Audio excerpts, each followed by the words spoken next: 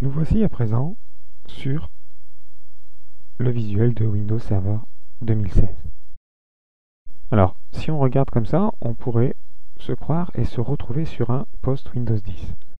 Eh bien non, nous sommes bien sur un poste Windows Server 2016 avec le nouveau menu démarrer, comme on peut le retrouver sur la version 16.07 de Windows 10.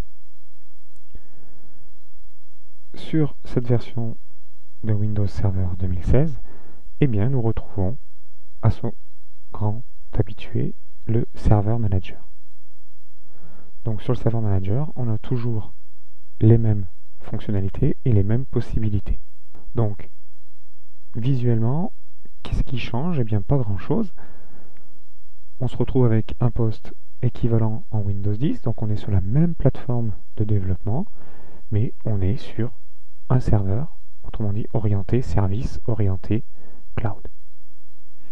Donc on va retrouver toujours les mêmes onglets, Manage, et ici Tools pour avoir l'ensemble des fonctionnalités et des outils pour gérer les fonctionnalités ou rôles présents sur notre serveur.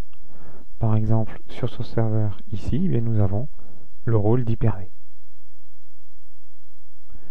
Donc ici, Hyper-V, voilà, on se rend compte que, par exemple, on a ici l'icône des machines Hyper-V qui ont changé. On verra les nouveautés de Hyper-V dans Windows Server 2016.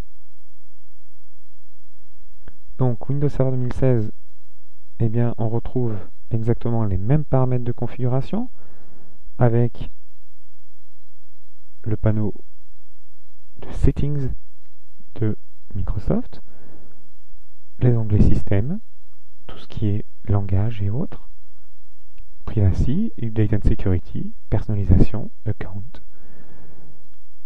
Ce qu'il faut savoir, c'est que dans Windows Server 2016, nous avons aussi à présent le module de Defender qui est inclus dans la version de Windows Server 2016. Donc nous étudierons les différentes versions et les différentes méthodes d'installation des versions de Windows Server 2016. Pour tout ce qui est,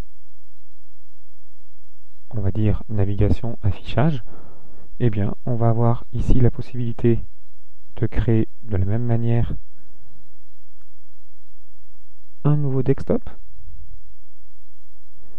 comme sous Windows 10, et on va avoir la possibilité de naviguer entre l'un et l'autre.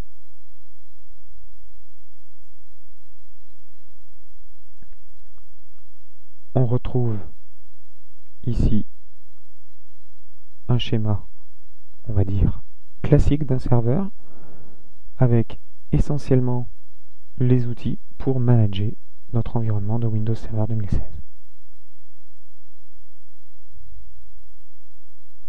Donc Microsoft a voulu utiliser une plateforme commune, puisque, à première vue, on pourrait se croire sur un Windows 10, et non, on se retrouve bien sur un Windows Server 2016, avec notre gestionnaire. On retrouve ici notre centre de notification, et l'ensemble des fonctionnalités d'un Windows Server.